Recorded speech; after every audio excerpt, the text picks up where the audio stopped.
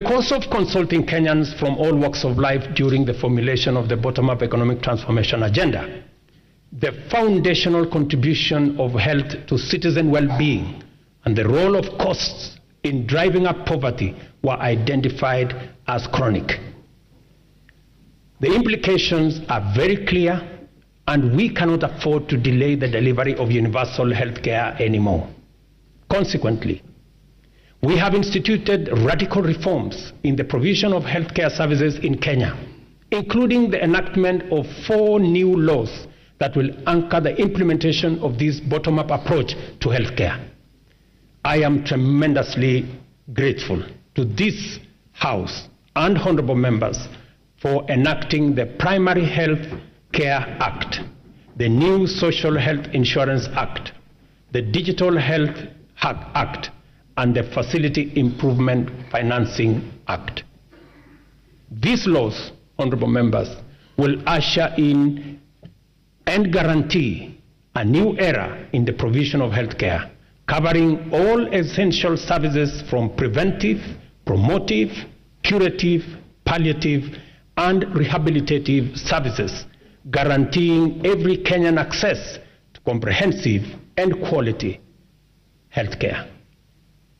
Under Afya Nyumbani, we have scaled up our investment in healthcare workforce, employing 20,000 new healthcare workers, deploying 8,429 workers whose contracts had lapsed, and enrolling 3,394 interns across the country to increase the availability of human capital in our public health sector.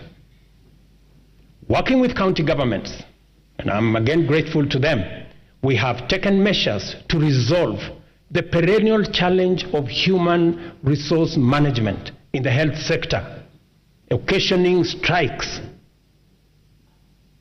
by establishing the Kenya Health Human Resource Advisory Council, which will be a trusted mediator between government at both levels and our health sector workers.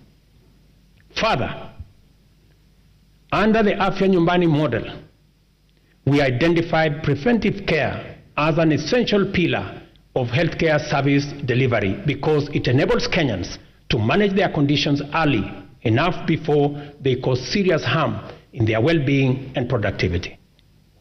Community health promotion is our bottom-up intervention to deliver preventive and promotive health solutions at the grassroots by deploying community health promoters to visit Kenyans at their homes, provide basic diagnosis for common conditions, and refer cases to appropriate medical facilities.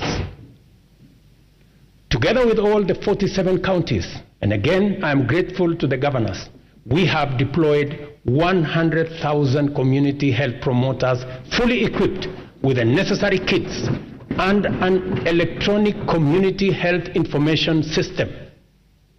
In the last 1 month, CHPs have attended to 1.2 million households, just in the last 1 month.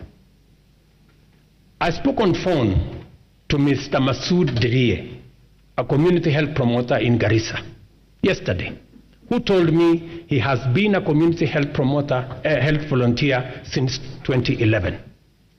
Unlike before, now he has a full medical kit and has used it to confirm that 7 people in his locality had high blood pressure.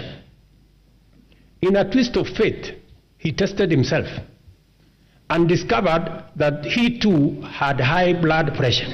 That's what he told me. And so, apart from referring others, he also had to make way to the hospital. Mr. Obembi Ogutu of Homa Bay told me that the program now makes primary health care a paperless engagement, saying it had started to reduce queues in hospitals. Through the Facility Improvement Financing Act 2023, we have established a framework that confers financial autonomy to health facilities, enabling them to retain funds generated with a mandate to improve facilities, capacity, and to provide healthcare services within that locality. In addition, the Kenya Medical Supplies Agency, as part of many radical reforms, will now deploy ICT to manage supply chains of essential health products and commodities. As a result of this small intervention, KEMSA has improved its stocking rate from 40% to 60% in the last 5 months. And we are now targeting 80% by March next year.